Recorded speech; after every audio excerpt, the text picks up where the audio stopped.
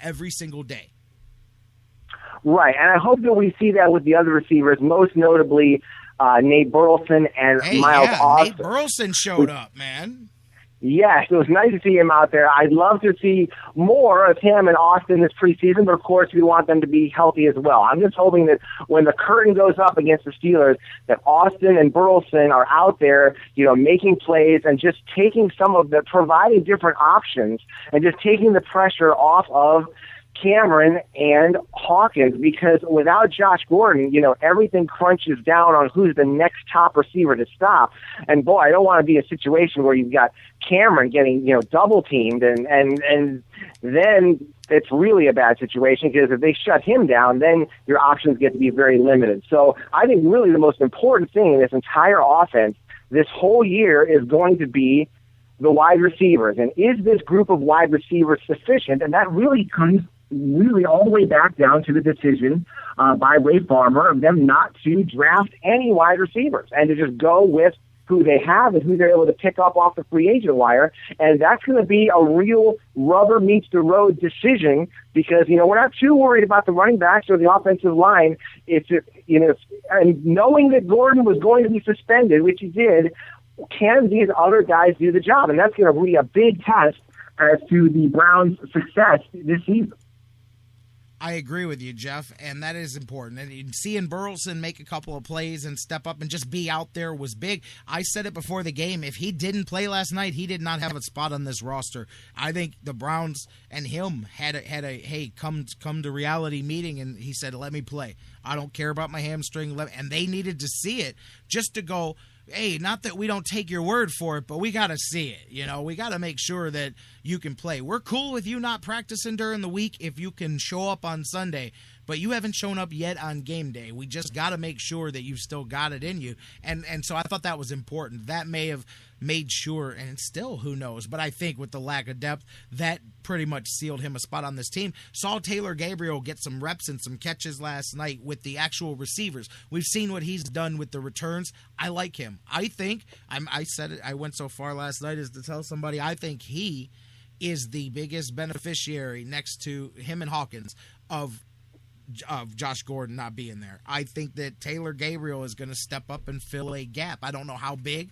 I don't know what he's going to, we'll have to see what the kid does at the next level against faster guys and starters and all of that. But, good to see him get in there. Him and Hoyer connected a little bit. So I don't know, but I'm with you. It was good to see Burleson. Austin has been able to stay healthy for the entire preseason, which is important. I didn't know if he could even do that. When we signed him, I said, man, I don't know if this guy's going to make the team because of the hamstrings. And, I didn't know if he was even going to make the team. He's at least done that. So you're right. It's going to be rubber meets road for Ray Farmer, and it'll take the first half of the season. We'll see what happens. If Nate Burleson plays one game and goes out and misses the next 8, then that was a bad decision. If Miles Austin pops a hamstring every other game and he only plays 6 games all season, that was a bad decision. We'll have to see. But I'm definitely expecting Andrew Hawkins to, I'm telling you, man, when we signed him, I remember arguing with some people in the chat room over here about how he was a good signing, and somebody insisted that he was going to do nothing. And now all of a sudden I think some people's opinions are being changed. Hawkins was not signed to be a complimentary piece here. Hawkins is going to put some work in. I'm not saying he's going to be an over-the-top guy, but I'm saying Hawkins is going to be high usage in this offense, and I like him. When he gets the ball in space, man, he can go. Oh, yeah, and just the way that the Browns aggressively went after him, signing him as a restricted free agent and ripping him away from the Bengals, that was a big move, and that showed that they gave a lot of value to him. Now, it's going to be interesting to see. You mentioned Gabriel. I think Gabriel's pretty much made this team, considering he was out there with the starters, and he wasn't out there when the other guys were out there trying to make the team. And one of the guys that you like, Willie Snead, he looks really good, and I think he did everything that he could to earn a spot on the team. Just a matter for Snead is there going to be one spot left available for him? He's kind of on the bubble, but he did the best that he could yesterday. I don't think. And if something happens to Austin or Burleson, I think he'll be right in there. I think Snead's a practice squad guy. I think Taylor Gabriel squeezed him perhaps out of that spot. I don't know. Charles Johnson, those guys are all bubble guys there.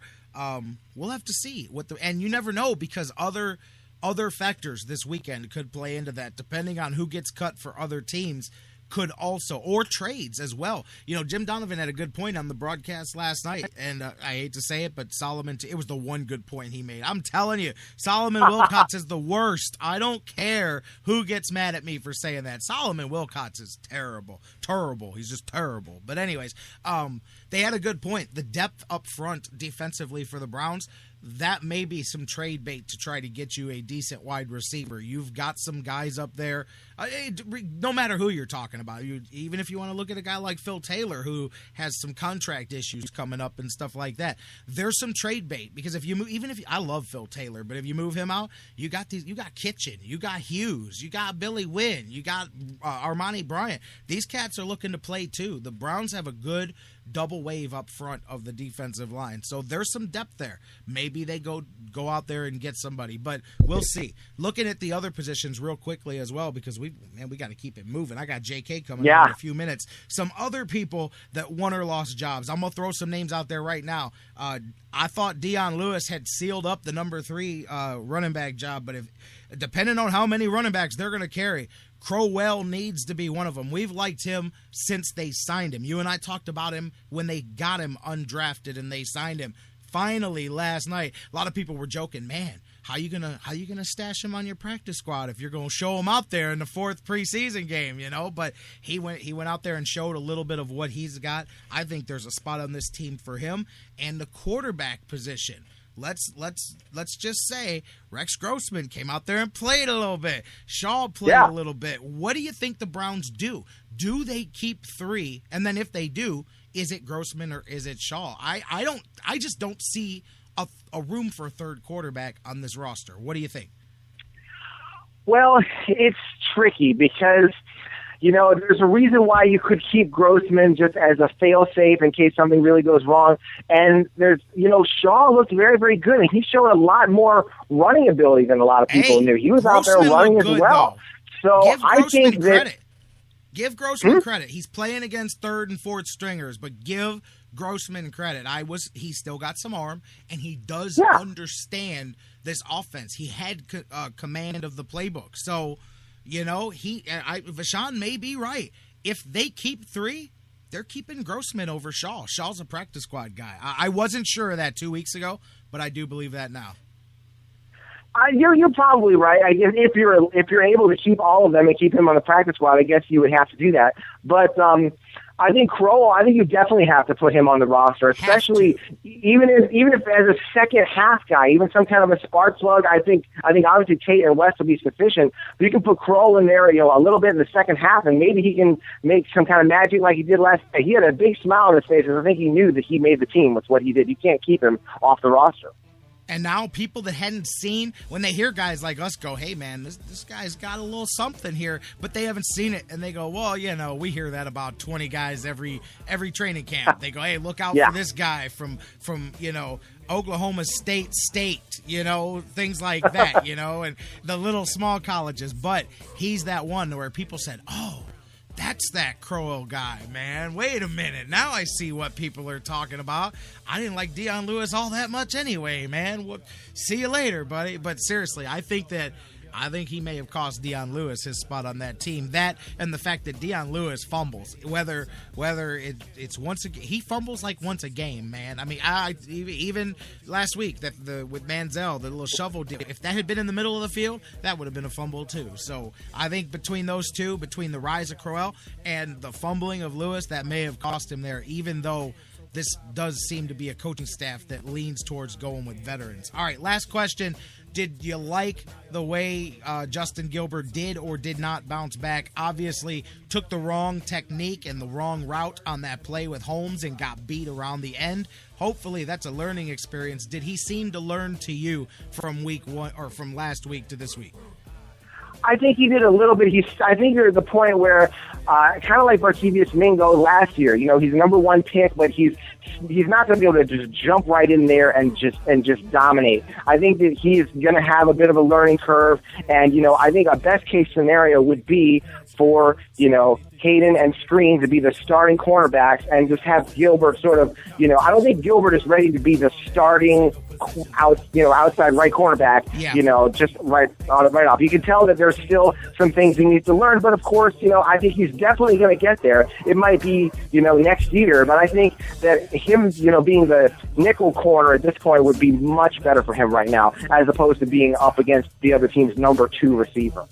All right, Jeff, cuts are this weekend. Rosters will be set, and then it all starts next week. You and I will sit down next Friday, and we will preview a real football game, my man. So go look up the Steelers, get your Steelers scouting report ready, and bring it to me next Friday. I will bring it. I can't wait. It's going to be a lot of fun to get ready for some real football. Bring it, my man. All right, you have a good one. Jeff Gorman from Browns101.com. He'll be back with us next Friday, previewing the Steelers as we start things off. I'm going to hit the break and come back with my man, the sports writer extraordinaire, Jonathan Knight, talking Indians and Browns and Buckeyes next here on the Sports Fix. Haven't broke it down enough. Wait until the next one. I said never try to question. I'm repping what I'm repping. If I haven't broke it down enough. The Sports Fix, your choice for intelligent talk. That was wonderful. Bravo! I loved that. Oh, it was great. Intelligent talk. Well, it was pretty good. Well, it wasn't bad. Well, there were parts of it that weren't very good, though. It could have been a lot better. I didn't really like it. These guys must be on the wrong station. It was pretty terrible. It was bad. It was awful. It was terrible. Get him away! Hey, boo! Boo! The Sports Fix. It's an addiction. The Sports Fix. We'll be right back. Have you gotten your copy of Cleveland's Finest yet? Highlighting the best moments, players, and media members in Cleveland sports history? He won it! Milo hit a three-pointer on the side! In-depth personal interviews with some of the top names in Cleveland sports fill the pages of this incredible book. Cleveland's Finest by Vince McKee is this year's must-have book for every Cleveland sports fan. Available now at Amazon.com. Get your copy today. Portions of the Sports Fix brought to you by Harry Buffalo. Harry Buffalo, join the herd. News break.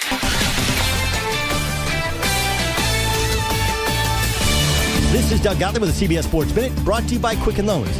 For mortgage experience that's engineered to amaze. Roger Goodell hears you loud and clear. I supported Roger Goodell because he was the only one handing down any sort of punishment to Ray Rice. But because of the groundswell of the overall avalanche of criticism of just 2 games for domestic violence, he's changed the policy. Hit a woman once, 6 games. Hit a woman twice, you're out of the league. Here's his quote. I take responsibility for both the decision and for ensuring that our actions in the future properly reflect our values. I didn't get it right. Simply put, we have to do better, and we will. Kudos to Roger Goodell for not only listening, but actually doing something about it, all while admitting he made a mistake, which so many of us men struggle to do. My God.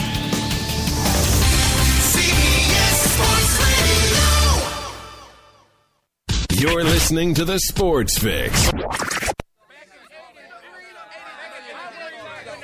This is how we do it. Welcome back to the Sports Fix, live on the Sports Fix Radio Network as the show rolls on. Thanks to my man, Jeff Gorman from Browns101.com. Let me tell you something. If you're part of my portion of the crowd that's got that ADD thing going on, hey, this is the show for you because we're moving in supersonic speed today, man. Thanks to Jeff. Good, quick recap of the Browns. We'll pick up on some of that. We'll talk tribe. I'm ready to throw the term Team of Destiny out here at my next guest. He's going to laugh at me, but I don't care. We'll talk about that. We'll talk all of it with my man, the sports writer extraordinaire, Jonathan Knight, which means you can hit us up, not on the phones, but on Facebook and Twitter and email. Facebook.com/thesportsfix. Tweet with us at thesportsfixCLE. Email us, thesportsfix@AOL.com. Let's go to the phone lines. Let's talk to my man. Not Jeff Gorman. Jeff Gorman just left us. My man, Jonathan Knight, the sports writer extraordinaire. JK, how you doing this afternoon? I'm good, Gary. Wondering how many main men you got there. Jeez. Oh, hey, listen.